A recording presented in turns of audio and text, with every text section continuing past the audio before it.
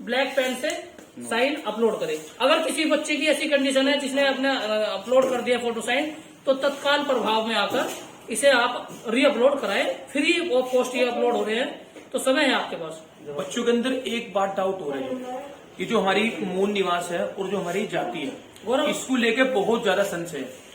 मूल निवास का और आपका जाति का, बहुत सारे बच्चे जो जाति ले रहे हैं ना, जो अपना कास्ट सर्टिफिकेट है वो सेंटर का ले रहे हैं और उन्होंने ना सेंटर का ही लगा दिया।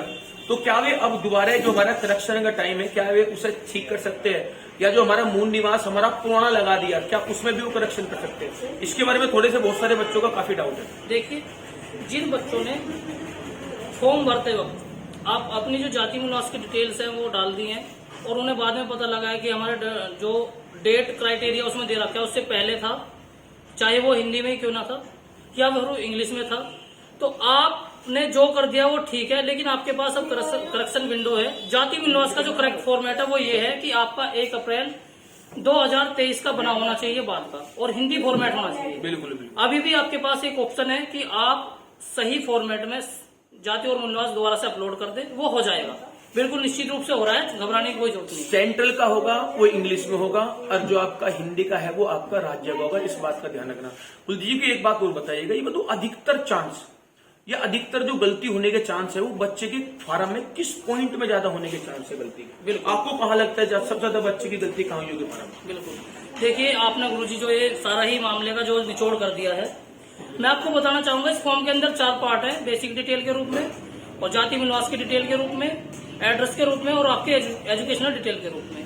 तो सबसे ज्यादा मुझे लगता है इसमें डिटेल्स में सबसे पहले आ रहा है बेसिक डिटेल में एक नाम, एक बाद में लास्ट नाम और फिर बाद में पूरा नाम। तो जहाँ एक भ्रमित कंडीशन पैदा हो रही थी इसमें, तो बच्चे क्या करते हैं, नाम के बाद तुरंत फादर नेम डाल देते हैं। तो ऐसी कंडीशन में नाम के बाद जहाँ उसका पूरा नाम आना चाहिए था वहाँ फादर नेम हो सकता है और आपको लगता रहेगा कि ये मेरा नाम है और फिर पापा का नाम है।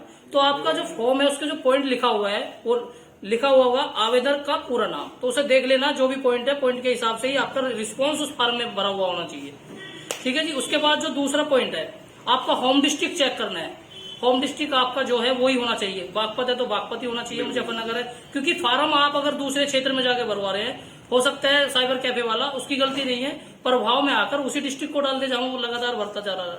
दूसरी बात, आपका जाति निवास का संबंधित मामला इसमें आ जाता है जो एरर के ज्यादा चांस लेकर आ रहा है। कैटेगरी जरूर चेक करना।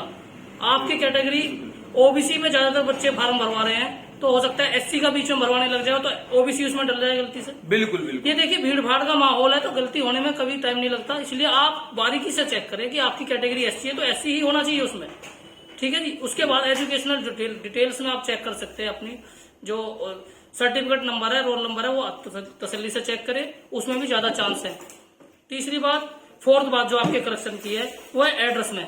एड्रेस बारीकी से चेक करें, बाकी कोई ज्यादा रोल नहीं है। बिल्कुल। आखिरी में तो ये संदेश सभी बच्चों को देना चाहूंगा, जिस भी बच्चों ने ना फार्म अपना भर चुके हैं, मेरे प्यारे भाइयों, 3 दिन का आपके पास टाइम है। आप 3 दिन में वो दोबारा डॉक्यूमेंट अपने उठाइएगा, अच्छे से है ना इन सारी डिटेल को देखेगा जो हमने और कुलदीप भाई ने अभी डिस्कस किया है ना, अच्छे से उन डिटेल को देखेगा, पढ़िएगा, दोबारा चेक करेगा और 3 दिन में हो सके उसे आप जो भी करेक्शन है उससे करेक्शन को ठीक कर लीजिएगा।